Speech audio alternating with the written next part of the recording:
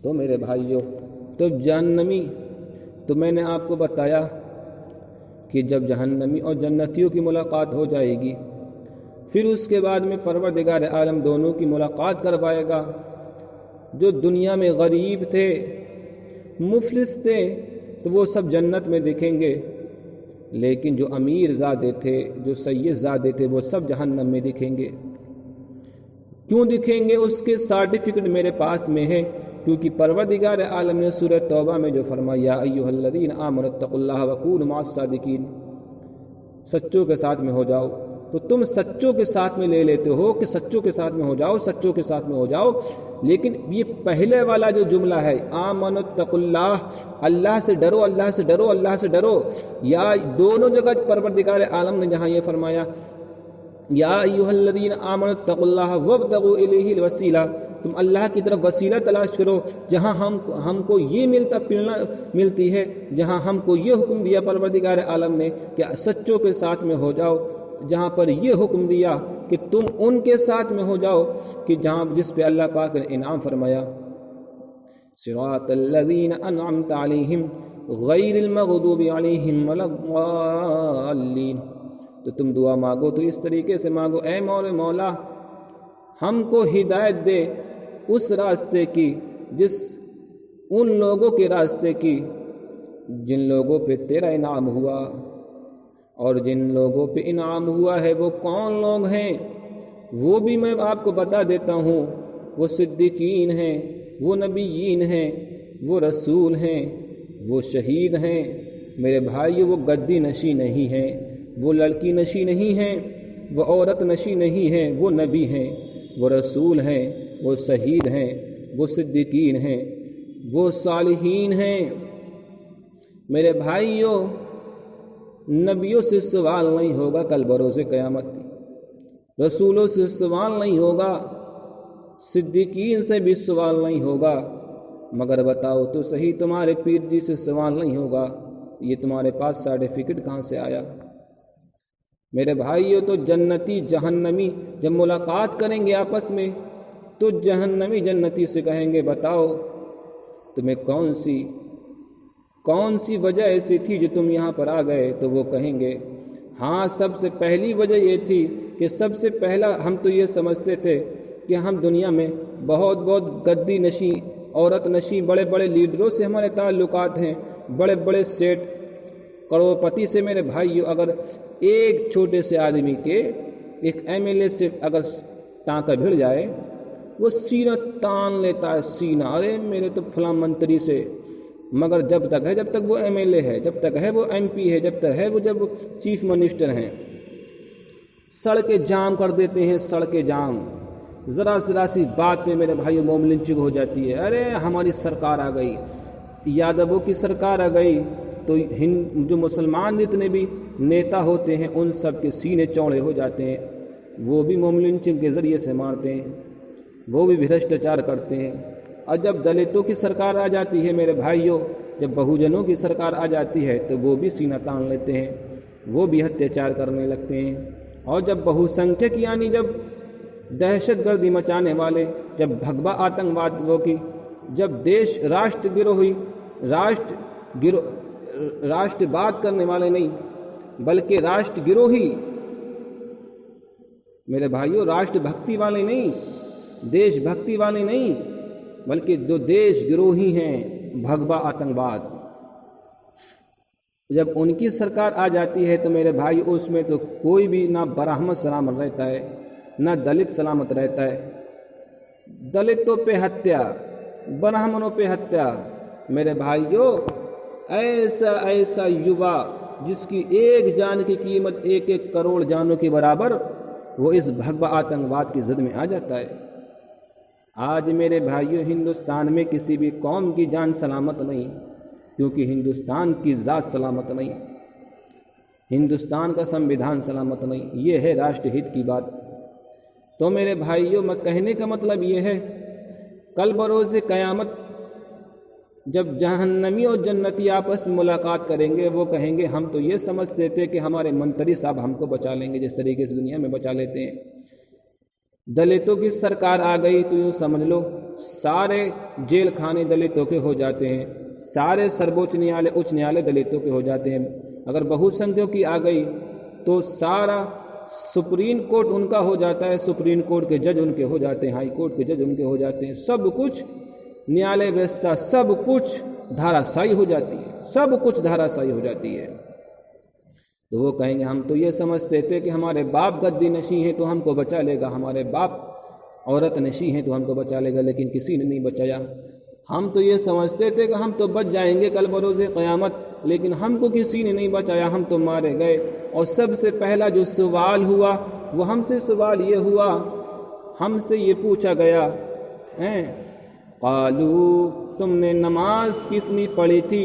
تو قالوا لم نک من المصلین ما سلککم فی سقر، تم کو کون سی چیز ایسی ہے جو تم سقر میں پڑے ہو، جہنم میں پڑے ہو؟ قالوا لم نک من المصلین، سورہ مدثر ہے اور آیت نمبر 43 ہے۔ قالوا لم نک من المصلین، تو وہ کہیں گے لم نکو من المصلین کہ ہم نمازی نہیں تھے، اور ساتھ ہی ساتھ میں ولم نکو نطعم المسکین، ہم ایک ایک عرس بازی میں ہم 12 13 ہزار کروڑ روپیہ کما لیتے تھے، مگر وہ پیسہ اپنی پراپرٹی بنانے میں لگا لیتے۔ ہم نے پورے ایشیا میں کوئی سا بھی ایسا ملک نہیں چھوڑا جہاں پر ہم نے اپنے بزنس کو، اپنے ویاپار کو نہیں پھیلایا، لیکن وہیں پر ہم نے بزرگان دین کے نام پر ہم نے کوئی ایک لنگر خانہ بھی نہیں کھولا، ہم نے کوئی ایک مسافر خانہ بھی نہیں کھولا، ایک ہاسپٹل، ایک شفا خانہ بھی نہیں کھولا، ایک ہم نے کوئی یونیورسٹی بھی نہیں بنائی ہے۔ میرے بھائی یہ بتاؤ تو صحیح، وَلَمْ نَكُ نُطْعِمُ الْمِسْكِينَ، ہم غریبوں کو کھانا بھی نہیں کھلاتے تھے، ہم کہتے تھے مریدین سے کہ ہم لنگر کریں گے، مگر لنگر کے نام پہ ہم سب اپنی جیبیں بھر لیتے تھے۔ وَكُنَّا نَخُوضُ مَعَ الْخَائِضِينَ وَكُنَّا نُكَذِّبُ بِيَوْمِ الدِّينِ، اور ہم تو جہنم کو بھولے ہوئے تھے، ہمیں یہ بھی پتہ نہیں تھا کہ ہمیں مرنے کے بعد میں حساب دینا پڑ جائے گا۔ فَمَا تَنْفَعُهُمْ شَفَاعَةُ الشَّافِعِينَ، تو ان کو کوئی بھی شفاعت کرنے والا ان کی شفاعت، ان کے بارے میں شفاعت نہیں کر پائے گا۔ فما تنفعهم، تو ماں ان کو فائدہ نہیں پہنچے گا، کسی بھی شفاعت کرنے والے کی کسی بھی شفاعت سے کوئی بھی فائدہ، ذرہ برابر بھی کوئی فائدہ نہیں پہنچے گا۔ فما تنفعهم شفاعت الشافعین، تو کوئی بھی ذرہ برابر بھی، ایک ذرہ برابر بھی کوئی شفاعت کرنے والا تمہاری، چاہے تمہارے باپ گدی نشی ہو، عورت نشی ہو، پرائم منسٹر ہو، M L A, M P ہو، ایک دنیا میں تو بچا سکتے ہیں، ایک پھون میں تمہارے سارے دنیا کے کام بن جاتے ہیں، مگر آخرت میں کہاں پر پھون لگاؤ گے بتاؤ؟ کون سا پھون لگاؤ گے؟ کس کی شفاعت کرو گے بتاؤ؟ جان کو پگلانے والا، جان کو میرے بھائیو اس دن ایک جان دوسری جان کا بدلہ نہیں بن سکے گی میرے بھائیو، وہاں تو بھائی بھائی سے بھاگے گا، دوست دوست سے بھاگے گا، یار یار سے بھاگے گا، سب بھاگیں گے ایک دوسرے سے، وہاں تو کوئی بھی فما تنفعهم شفاعت الشافعین۔ تو تم ایک محرم بازی کے نام پہ تم نے عرس بازی کو، عیاشی کو جائز کر دیا، زنا بازی کو جائز کر دیا، شراب خوری کو جائز کر دیا۔ میرے بھائیوں، اگر 70 سالوں میں اگر بزرگان دین کا پیسہ صحیح جگہ لگ جاتا تو میرے بھائیوں آج یہ قوم جو اندھی ہو گئی ہے اہل سنت والجماعت کی، انہیں یہ بھی پتہ نہیں کہ عرس بازی کیوں کرتے ہیں، عرس کرنے کا مطلب کیا ہے۔ انہیں اہل سنت کی والجماعت کی عوام کو یہ بھی پتہ نہیں کہ محرم مناتے کیوں ہیں۔ یہ برباد ہو گئے۔ اگر یہ پڑھے لکھے ہوتے، یہ 6% کی جگہ اگر 75% لوگ بھی اگر پڑھے لکھے ہوتے، 75% نہیں اگر 50% بھی لوگ پڑھے لکھے ہوتے اہل سنت والجماعت میں، تو میں یہ دعوے کے ساتھ کہتا ہوں کہ محرم بازی کے نام پہ یہ جوا بازی نہیں کرتے۔ شیعہ طبقہ اس میں 75% لوگ پڑے ہوئے ہیں، میرے بھائیوں وہابیہ فرقہ جو ہے اس میں 75% لوگ پڑھے لکھے ہیں میرے بھائیوں، اور جو دیوبندی ہیں اس میں بھی 75% 90% لوگ پڑھے ہوئے ہیں، لیکن اہل سنت والجماعت کی جتنی بھی عوام ہیں وہ 5% لوگ ہی پڑھے لکھے ہیں میرے بھائیوں۔ جو 5% لوگ پڑھے لکھے ہیں وہ یہ کہتے ہیں کہ محرم بازی مت کرو، اس کے ذریعے سے اہل سنت والجماعت کا بہت بڑا نقصان ہو رہا ہے، عرس بازی مت کرو۔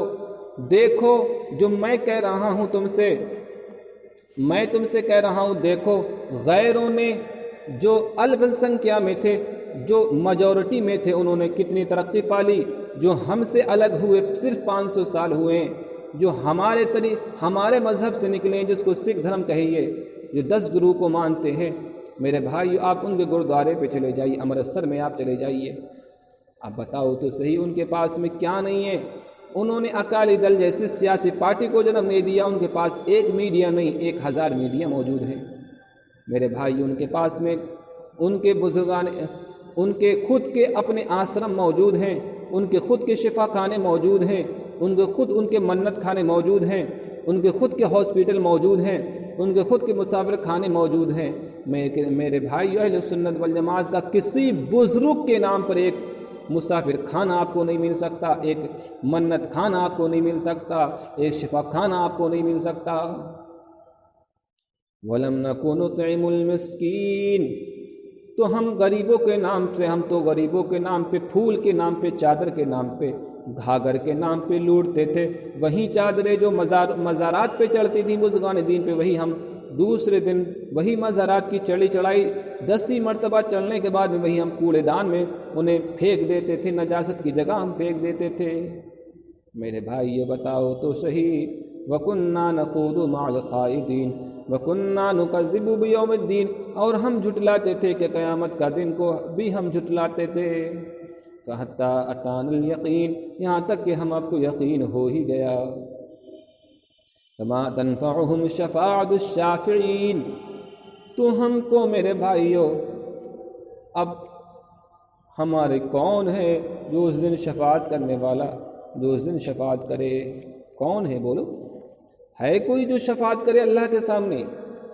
میرے بھائیوں ہاں، مَن یشفع عندہ الا باذنی، من یشفع عندہ الا باذنی، کون ہے جو اس کے پاس میں الا باذنی، کون ہے جو اس کے پاس میں اس کی شفاعت، اس کے سامنے شفاعت کرے، سفارش کرے اللہ کی سامنے، ذات کے سامنے، مگر الا باذنی، مگر ہاں وہ جس کو اجازت دے دے گا وہ شفاعت کرے گا۔ تو نبی کی، رب کی اجازت سے نبی بھی شفاعت کریں گے، رسول بھی شفاعت کریں گے، اور ولی بھی شفاعت کریں گے، انبیاء بھی شفاعت کریں گے، صدیقین بھی شفاعت کریں گے، حاجی بھی شفاعت کریں گے، نمازی بھی شفاعت کریں گے۔ من یشفع عندہ الا باذنی، کون ہے وہ جو اس کے پاس میں اجازت کرے، شفاعت کرے، بخشش کا پروانہ لے کر کے آئے؟ کون ہے کوئی؟ کوئی نہیں ہے میرے بھائیوں۔ تو میرے بھائیوں، تو میں یہی تو کہنا چاہتا ہوں، ہم اہل سنت والجماعت کے لوگ کتنے برباد ہو گئے، ہر سال بربادی، کتنے 1000 روپیہ کی بربادی ہو جاتی ہے۔ تو امرتسر میں جا کر کے دیکھ لیجئے، جاؤ سورج مندر کو جا کر کے دیکھ لیجئے نا، ان کے پاس میں سیاہ اکالی دل موجود ہے، ان کے پاس میں کیا نہیں ہے، پرائم منسٹر ان کا ہے میرے بھائیو، میڈیا ان کے پاس میں موجود ہے، انہوں نے تو ایک پی ایم کو بھی لڑکا دیا تھا میرے بھائیو۔ یہ ہوتی ہے شکتی میرے بھائیو۔